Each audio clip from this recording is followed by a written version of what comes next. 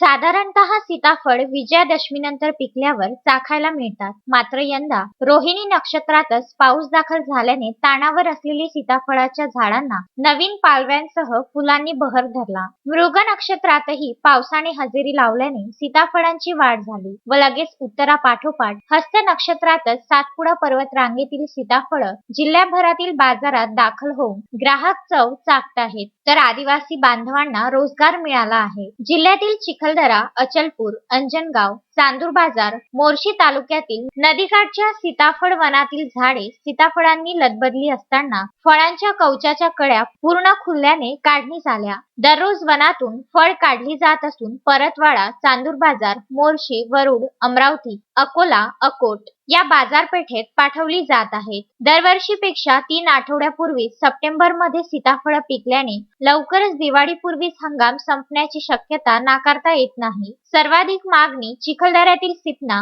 गडगा, तर चांदूर बाजार तालुक्यातील पूर्णा, चारगड, मेघा नदी काठच्या सीताफळांना मागणी असल्याचे व्यापारी सांगतात. अचलपूर मधील सापन, शहानूर, चंद्रभागा नदीकाठची सीताफळांची आवर्जून मागणी केल्या जाते. मेळघाटातील मधुर, अवीट सीताफळांना पर्यटकांसह बऱ्हाणपूर, इंदोर, पुणे, मुंबई, नागपूर पर्यंत मागणी असल्याचे स्थानिक सीताफळ विक्री करणाऱ्या आदिवासी बांधवांनी सांगितले.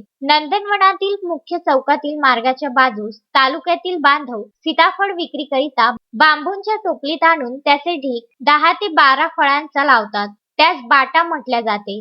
किलोचे परिणाम नसल्याने ग्राहकही आनंदाने बाटा खरेदी करतो. फळांच्या दर्जानुसार दर मिळतो. 40 ते 50 नग असलेल्या एका पाटीस किमान 300 ते 500 रुपये मिळतात. दुर्लक्षित असलेल्या सीताफळ बनांना वन विभागांसह प्रशासनाने राज आश्रय देण्यासह इतर वृक्ष लागवडींसह सीताफळांच्या लागवडीकडे लक्ष द्यावे अशी मागणी पर्यटक, वृक्षप्रेमी व दुर्गम भागातील आदिवासी ग्रामस्थ करतात. मारुती पाटणकर, विदर्भ न्यूज, चिखलदरा.